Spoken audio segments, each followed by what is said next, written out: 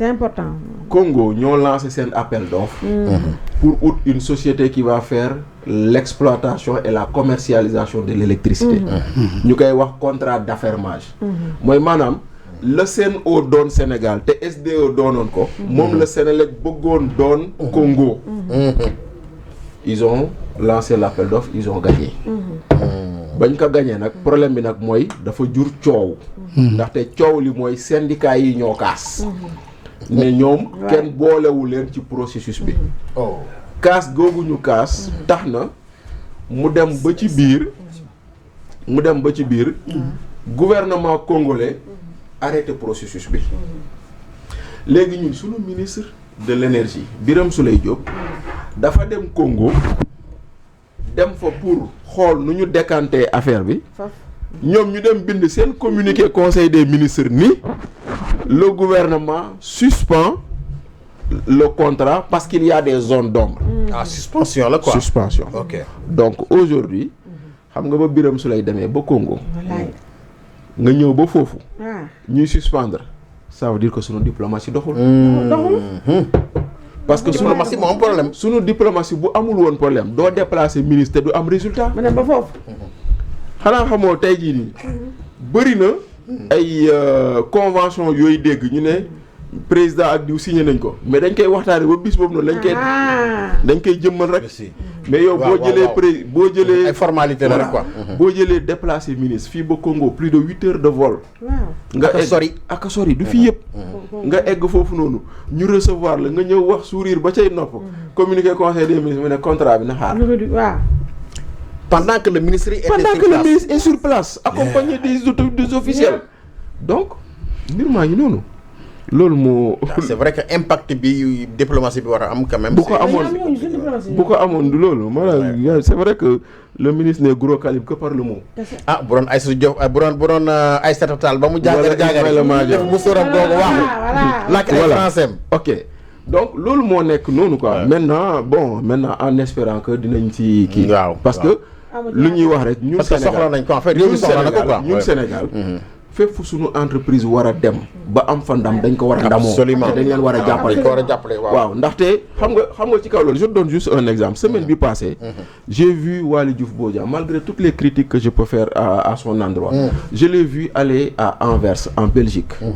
mu dem foofu noonu pour comment dirais-je encore mu dem foofu noonu. di waxtaanee avec le port d'Anvers par rapport à un projet.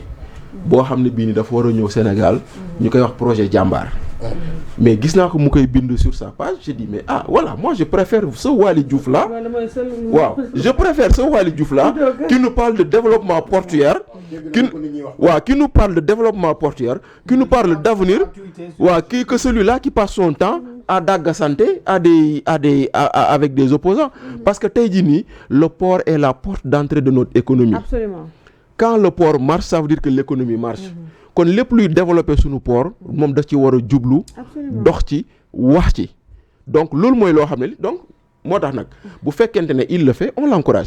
bu fekkente ne le ministre va pour trouver des débouchés à la Senelec on l'encourage mais tu vas t'interroger sur ministre bi déplacé ba foofu il se fait recevoir par le président de la République et le conseil des ministres dit toc. on suspend. Voilà donc mu ngi noonu maintenant pour en revenir à ce qu'on disait. La réduction des comptes xam nga tey jii nii Aïssatou lépp ay délai moo ñu tënk lépp loi moo ñu tënk. Notamment la loi 2002-10 du 22 février. Avant de passer, oui. Vous avez porté plainte, non? Non, il y a une plainte pour escroquerie, effectivement. Pour escroquerie, ça là aussi. Oui, dans cette affaire. Non, il y a une plainte pour escroquerie et tout. Bon, j'ai pas voulu rentrer dans... Wow, mais voilà, la loi...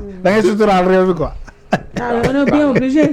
La loi 2002-10 du 22 février 2002 portant loi organique sur la haute cour de justice. Loi boobu moo ne bu ñu voté résolution au niveau de l'Assemblée nationale. Defe naa bu ma juumul article 19. Les résolutions visées par l'article 17 sont transmises sans délai par le président de l'Assemblée nationale au procureur général. Sans délai. mooy maanaam résolution bu ñu ko jëlee rek. amul tendeefal amul layam yi amul c'est sans délai. loolu la loi bi wax. le procureur en accuse réception sans délai moom tam bu ko jotee ci saa si day tontu ni jot naa ko. français facile. français facile et simple. après nag léegi nag ñu ne article 18-20 dans les 24 heures de la réception de la résolution le procureur notifie la mise en accusation au président de la haute cour et au président de la commission d'instruction. dafa mel ni romb nañ dara yooyu de. commission d'instruction président cour d'appel la. donc conséquence moom bu jotee loolu rek il est obligé mu jox ko président cour d'appel bi moom mooy le président de la commission d'instruction kooku les personnes visées par les résolutions il est moom tam obligé de les notifier moo waral nga dégg leen noonu ñu dem dig pour ñu xamal leen ni am ngeen dossier haute cour de justice. wax ji leer na de. kon ñoom ñi demoon wuy ji tey à la dig loolu la léegi nag mu des nag maintenant après procédure normale quoi. procédure normale mu des nag maintenant les autres étapes benn ci étape bi moo di ni ñoom le président de la commission d'instruction da leen war a ne yow Mansour Faye Moustapha Diop Ndeye Saly Dieng est-ce que am nga avocat loolu la ñuy laaj. désigner seen avocat bu leen désigner wul dañ leen di désigner d'office un avocat après nag procédure yi commence. te loolu c'est obligatoire. c'est obligatoire mais Okay. on ne peut pas juger quelqu'un sans avocat. Absolument. mais Hissène Habré ba mu ñëwee fii toog Maître El Hadji Diouf topp ko ba ñëw ba ci procès mu daax Maître El Hadji Diouf on a pris un avocat d'office Immédiatement. pour mu défendre ko. pour mu défendre ko Parce que les droits de la défense sont. aux frais de l'État. aux frais de l'État. Ah, bien sûr, ouais. loolu moo waral par exemple les avocats commis d'office bu ñu paree dañuy dajale seen loolu ñu dem état fay leen. merci.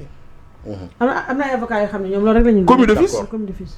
parce que ku munul ñamee dara. waaw parce que bu dul loolu donc fii nii procédure bi loolu la laaj te noonu lay demee léegi nag maintenant nag après nag mu des nag la procédure est exécutée conformément au code pénal et au code de procédure pénale mooy maanaam lu code pénal ak code de procédure pénale wax noonu la ñuy mener l'instruction et le jugement à la haute cour de justice mais lu Aïssatou wax tam am na solo moo di ni la haute cour de justice xëy na ñun Sénégal bi mooy 3e fois ñu utiliser ko la première fois c'est contre Mamadou Dia ak ñu mu àndaloon la 2e fois c'est Idrissa Seck mais eggul ci àtte yeggul ci àtte.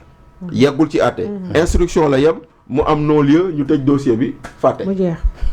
parce que protocole de Rebeuss moo jaar ci diggante bi voilà mais fii nii kon nag instrument la boo xam ne nekkoon na fi mais kenn mosu koo utiliser la haute cour de justice statue en premier et en dernier ressort d'accord. amul appel. amul appel Amul appel. amul recours amul ça c'est dans son kon bu ñu article xasee ba 35. dogal rek moom jeex na. bu ñu nee tëj nañ la 100 ans tëj nañ la 100 ans mais président après mun na la gracier wala. waaw loolu yëpp c'est prévu par la loi Ouais. moo tax ñu ne la lépp kii révision voilà maintenant lenn moo mën a am si haute cour de justice révision procès moo mën a am kese. te révision Ñu procès saytuwaat ko. waaw révision procès day am ñaari yëf mooy maanaam une erreur manifeste mooy maanaam ñu ne ñi doon àtte juum nañ juum goo xam ne kii leer na ni béjjën si jë ni lii juum la d'accord même ni loi compliquée yëpp. waaw wala boog Malgré mu tout, am oui. wala boog un élément nouveau qui remet en cause le lu yees lu ci dugg si. tamit Bachir. waaw fait un peu